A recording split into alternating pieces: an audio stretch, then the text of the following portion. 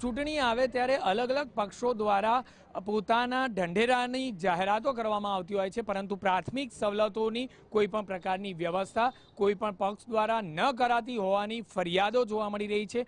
આ વિસ્તાર છે સરખેજ વિસ્તાર કે જ્યાં કોઈ પણ પ્રકારે પીવાના પાણીની લાઈનો નથી, ડ્રેનેજ લાઈન નથી કે ન તો કોઈ પણ પ્રકારે સ્ટ્રોમ વોટર લાઈનની વ્યવસ્થા અહીં કરવામાં આવી છે। લાખો રૂપિયાનો ટેક્સ સ્થાનિકો દ્વારા ભરવામાં આવી રહ્યો છે, જેની ફરિયાદો સ્થાનિકો દ્વારા સાંભળીએ। કયા પ્રકારની ફરિયાદ છે આપની ઇલેક્શનને લઈને? સાહેબ, અમે દર વખતે અઢી લાખ રૂપિયા ટેક્સ બિલ છે, રસીદ છે બરોબર, તોય ના ગટર લાઈન છે ના પાણીની લાઈન છે। અહીંયા પીવાનું પાણી બી અમારે વેચાતી લાવવું પડે છે, મહિનાનું 250-300 રૂપિયાનું પાણી વેચાતી લાઈને અમારે અહીંયા મૂકવું પડે છે કેરબા લાઈને।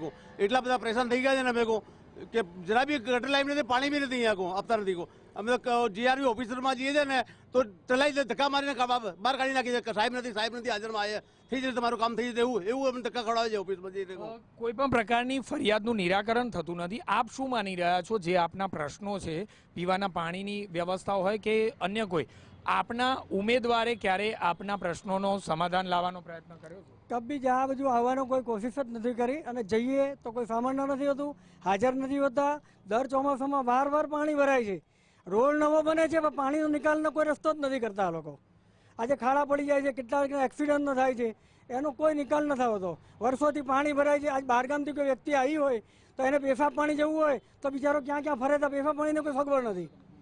તમે શું માની રહ્યા છો જે પ્રકારે ચૂંટણી નજીક આવે છે, કયા મુદ્દાઓ આપના પ્રબળ રહેશે અને ઉમેદવારની પસંદગી કેવી રીતે થશે? સ્લમ વિસ્તાર છે, દરેક વખત ચૂંટણી વખતે ઉમેદવારો આવે છે અને દરેક નવા વચનો આપીને જાય છે, પરંતુ એની પછી સરખેજ બાબતે અને માની લો કે આ વિસ્તાર બાબતે કોઈ જ કાર્ય થતું નથી।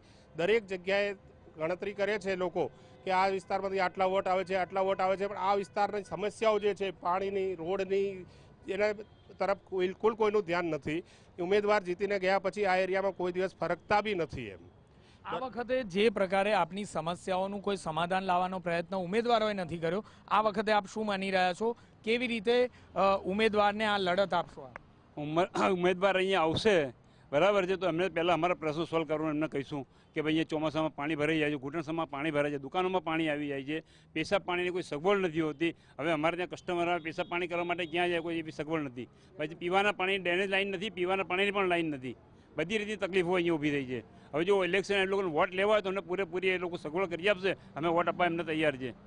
ટૂંકમાં કહીએ તો લોકો પાછલા વર્ષોમાં કોઈ પણ પ્રકારની સગવડો ઉમેદવારો દ્વારા કરવામાં આવી નથી, અને આ જ પ્રજાના પ્રતિનિધિઓએ જાણે કે તેમની સાથે છેતરપિંડી કરી હોય તે પ્રકારનો રોષ સ્થાનિકો દ્વારા જોવા મળી રહ્યો છે। આવનારા દિવસોમાં જ્યારે ચૂંટણી નજીક છે ત્યારે આ તમામ પ્રજા હવે લડી લેવાના મૂડમાં છે।